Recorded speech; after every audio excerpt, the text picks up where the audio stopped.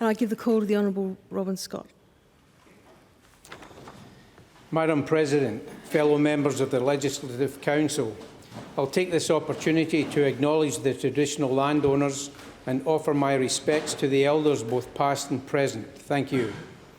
May I also congratulate you, Madam President, on a very brave decision taking on this very important role. I am sure all members of this chamber will benefit from your experience and guidance. Thank you. My name is Robin Scott. I'm 64 years old, and Australia has been my home for 47 years. I was born in Scotland near Glasgow, where I had a wonderful childhood. From where I lived, it was a short walk to fresh-flowing rivers, rolling hills and old-growth forests that you could get lost in for days. I was also lucky that both my parents worked. My mother was a private secretary and my father was a mobile crane driver. This meant that my two sisters and I went to school with good shoes on our feet and we wore school uniforms. We also had annual holidays either in Scotland or if we wanted some sunshine, we would go south into England. And my father also owned a car. And even though we lived in a council house in a large housing estate, many of our friends thought we were millionaires. And looking back and comparing with their lives, we were millionaires. All this luck changed when I left school aged 15. I had always wanted to be an electrician since receiving my first electric shock whilst fiddling with my electric train set. I wanted to know more about this invisible power that could throw me from one corner of the room to the other. But the three main industries in my hometown, which were coal mining, steel mills and shipbuilding, were all in decline due to the interference of governments and militant unions. It would have been easier for me to touch the stars or fly to the moon than get an electrical apprenticeship. Unemployment for 15 to 25-year-olds was very high, so after a brief period in the Royal Navy and then on the local farm, my parents decided to take us to Australia to give us a better opportunity at life. We boarded a ship in Southampton on September 1970 and started a 3-week voyage headed for Fremantle via Las Palmas in the Canary Islands, where the family experienced temperatures around 30 degrees for the first time ever. We also called into Cape Town in South Africa, where we witnessed the ugly, nasty and racist lifestyle of apartheid. Eventually, we arrived off the coast of West Australia, slipping past Rottnest Island as the sun was rising in the east. We were docked in Fremantle Harbour by about 8 o'clock and were disembarking by 9 o'clock. I still remember my first day in Australia as though it was yesterday. We were picked up by family members who had been in Australia for some years, and they lived in Rossmoyne. We drove from Fremantle to Rossmoyne along High Road because Leach Highway was not yet constructed.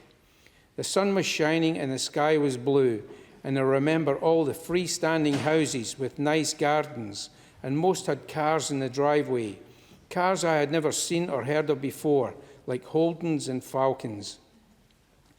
But what stuck in my memory most were the roofs on the houses. In Scotland, all the roofs are slate, so the choice of colours was limited.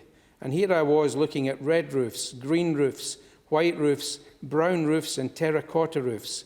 I was sure that everyone in Australia must be millionaires. My first week in Australia, I was offered 5 apprenticeships: a mechanic, a plumber, a carpenter, a fibrous plasterer, and an electrician.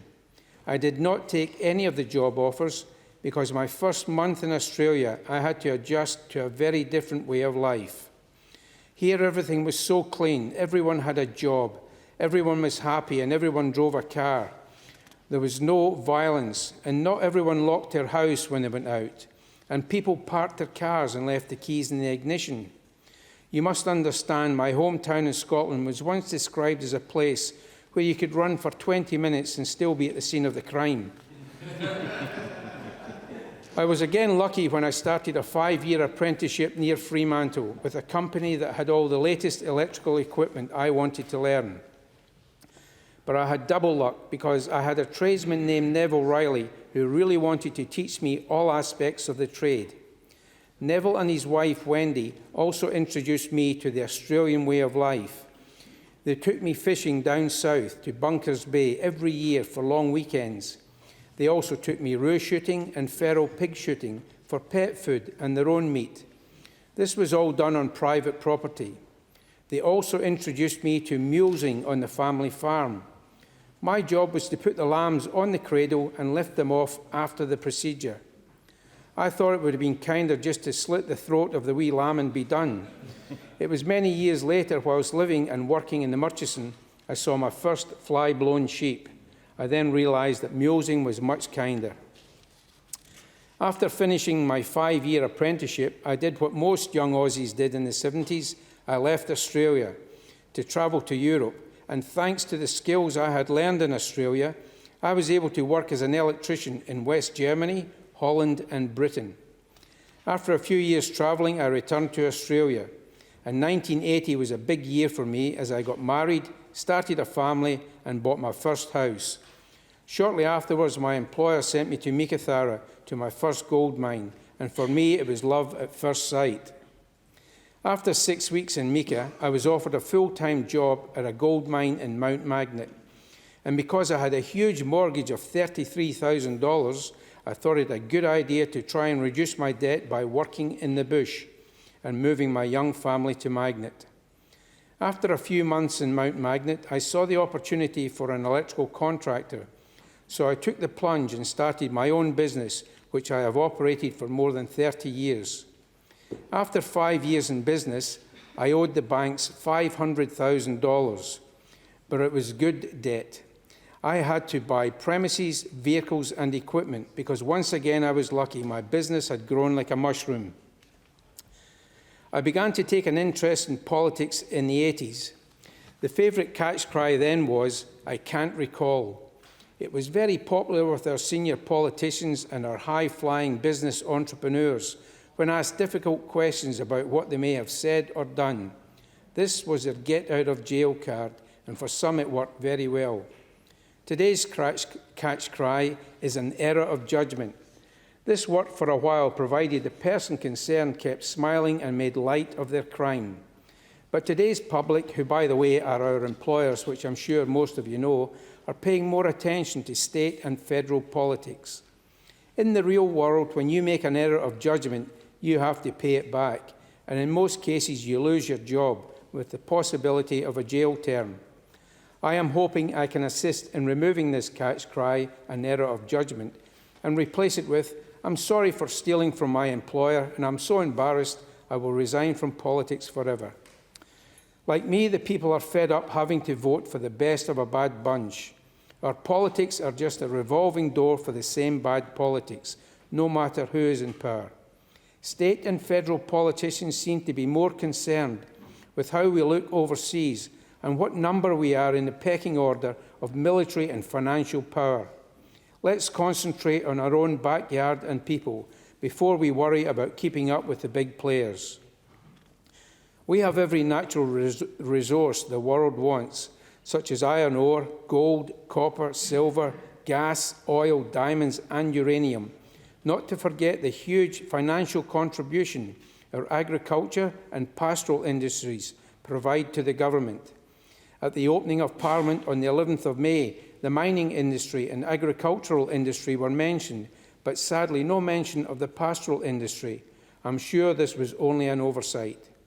But even with all these natural resources and industries, we still can't make a quid. And why is that? My personal view is just poor management. I was once told that there are no bad businesses, only bad business people. I feel the same applies to our politicians. We have allowed our manufacturing industries, agricultural and pastoral industries to be run into the ground. We hear promises from both sides of politics about what will be done to improve these industries, usually just before election time. Well, they may as well promise us all a 2-storey house with a swimming pool and a Mercedes-Benz car in the driveway, because that's how much I trust these promises. Much of our income has been squandered on self-indulgent projects, which I won't mention because they are now history. It's not that I'm against such projects, but I feel our priorities are all askew. Let's get people into their own homes and let's get the cost of utilities under control. If I had wanted to be a politician, I could have joined a major party 30 years ago and with a bit of luck been elected to Parliament before now, but none of the major parties appealed to me. Thanks to Pauline Hanson's One Nation, I now have the privilege and opportunity, along with everyone else in this chamber, to help change things and make improvements, to assist the government of the day to make the right decisions and get us out of this mess we find ourselves in. And this is what I would like to see happen. Apprenticeships for our young people. One Nation proposes that the government pays 75% of the wages of first-year apprentices, 50% of second-year apprentices, and 25% of third-year apprentices. It would be a benefit to the government if the young are being trained rather than paying 3 years' dole money for that person to sit at home watching television and having no prospects. The benefits would be beefing up our trades pool.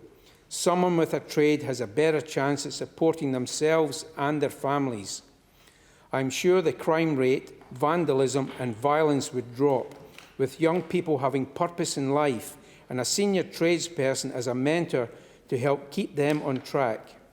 To ensure that the proper training is being given, we would reintroduce apprentice inspectors to make sure unscrupulous employers are not abusing the system for cheap labour and that all aspects of their chosen trade are being taught correctly. I know for a fact that my life would have been so different if I had not been able to have an apprenticeship, and I know I would not be standing here today without the guidance and mentoring during that apprenticeship. Our farmers have to be assisted to stay on the land. If a farmer has done all the right things to manage his farm, but Mother Nature has dealt him a blow, then the banks must wait for their money.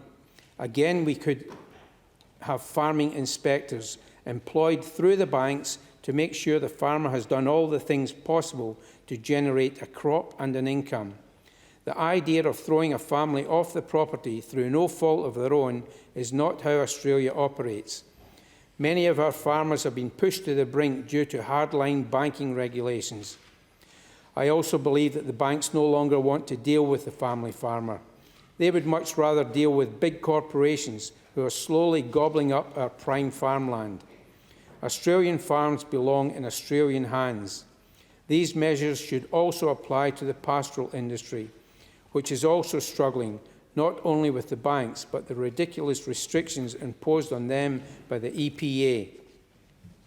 Our schools. Some of our schools are being used as child-minding centres, while both parents go out to work. And since the abolishment of any type of effective punishment, the teachers of today have a very difficult job in teaching in our government schools. The social engineers have created generations of young persons who have no respect for themselves, let alone anyone else.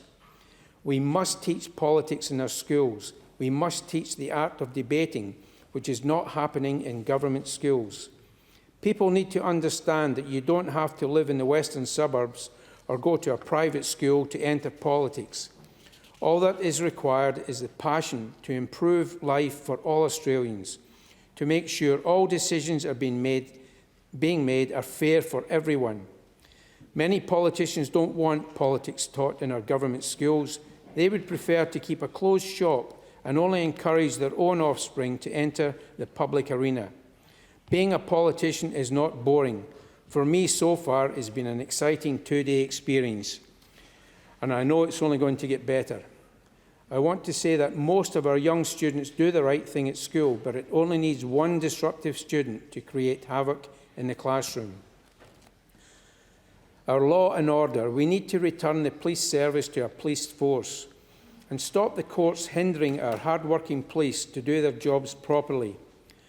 Our courts are dismissing criminals and putting them back on the street to recommit violence and crime. I am very pleased to hear that the new Premier is going to increase the penalties for drug traffickers and also no body, no parole. This may prevent some families of having to experience the horror of not being able to put their loved ones to rest. It is reassuring when we hear that our local and federal police have big drug busts, but we could do better at the street distribution level. If we really want to stop the drug distribution trade, then ask the taxi drivers where they're being distributed from. I've been told by more than one taxi driver who has called the police, informing them of drug pickup addresses, and nothing has been done. There may be reasons why nothing has been done, which I know nothing about. However, I would expect some kind of action from our police. We need to see our police on the beat and on the roads. At the moment, it appears to the public that they're being used as revenue collectors. Aboriginals. We have to stop hiding the Aboriginal problem behind a pile of money. Aboriginal women are already showing the way to a better life for them and their children. Mothers all over the world only want the best for their children, and our Aboriginal mothers are no different. They know the benefits of education, and they will make sure their kids go to school, but they are hindered by the male influence in their culture. Some mothers in regional towns have already set up communities outside and away from the violence and grog which plagues many country towns. We have to take advice from these people, the ones at the coalface. We have to protect them from the ones that hinder progress, who encourage drunken and violent behaviour. We only need one generation of educated Aboriginals and the problem would start to take care of itself. I will be making contact with these women as soon as possible. I will take instructions from them and I will do my best to assist them with whatever they need. Too many non-Indigenous people are making decisions for our traditional landowners, many who have never been further east than Midland or further north than Joondalup. All people involved with Indigenous affairs could be expected to spend at least 1 week per year, every year, at an Aboriginal community to help them understand what the communities really need and want. Water. We now have 2 desalination water plants operating in the state, and I have worked at both plants, which were very expensive to build and are very expensive to maintain, and the daily operating costs with electricity and chemicals are very high. I cannot understand why previous governments have not started building a pipeline from the Kimberley. The benefits are multiple. We could supply water to all the towns on the way south, which means all the water bores, electric and diesel, which supply regional towns, could be decommissioned, saving millions of dollars.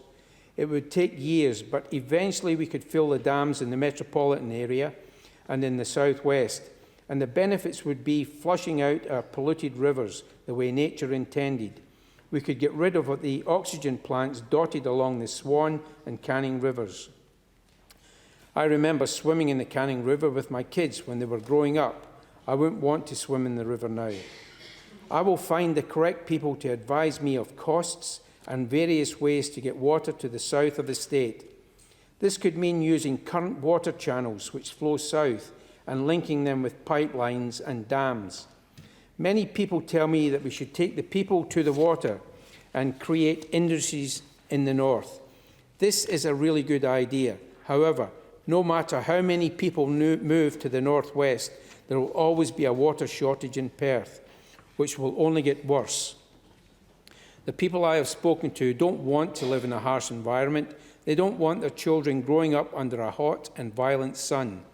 It is different if you're born in the region. You grow up understanding the harsh weather conditions and loving your environment and all the beauty it beholds. But for southern Aussies, it is a big ask to uproot and move north. Our desalination plants can be put on care and maintenance, ready for any emergency that may occur. These 6 items I have only touched on very briefly, but should anyone want me to elaborate or even better, assist me with my quests, I would be very happy indeed. I would like to thank certain people who have helped me get to this position in Parliament. Her Excellency, the Governor, who swore me in yesterday, I thank her for my first steps in Parliament. Pauline Hanson, who never gave up her political ambitions, even though some people spent years trying to wipe out the One Nation Party. With her true grit and determination, she is now Senator Hanson, and I am very proud to be part of her party. Mary Louise Daniels and her husband, Mr. Ron McLean, who have encouraged me for the last 19 years to hold on to my dream of joining Parliament. Thank you, Ronnie and Mary. My work colleague and friend, Bob Hodgkinson, who always made me feel 10 feet tall when he saw that I was under pressure. Thank you, Bob. My oldest and longest friends in Australia, Neville and Wendy Riley, whom I met 2 months after arriving in Australia. I will always be grateful to these two wonderful people because my life would have been so different without their mentoring and advice. Thank you, Neville and Wendy. My two sisters, Gillian and Sandra, and their families. My sisters never stopped telling me they love me and are proud of me. Well, they should know that I'm very lucky to have sisters like them, and I also love them very much. My son Tristan and his wife Ruby, who have given me 4 grandchildren, and my daughter Chloe, who is expecting her first child on the 5th of July. A father cannot be more proud or happy than I am. To the Chinani family, the Williams family, the Shondalup family, and the Matarocchia family, I thank them for welcoming me into their lives and homes. To all my work colleagues, I also thank them for the encouragement and support they gave me during the election campaign, and of course all the One Nation candidates who put in so much effort at the last election.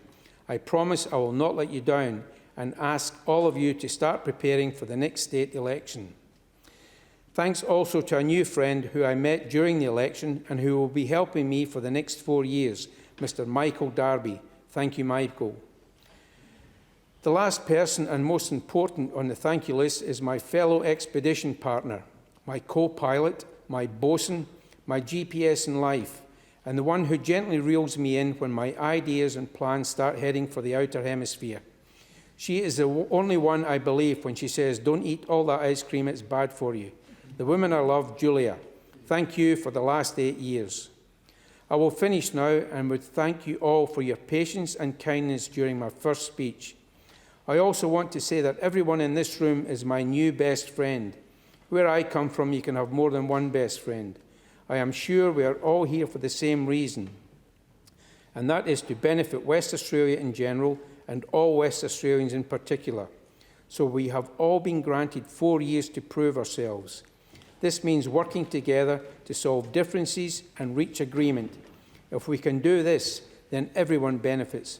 And our new Premier, the Honourable Mark McGowan, who is off to a great start, will have a better chance of guiding us out of this mess we are in. Thank you.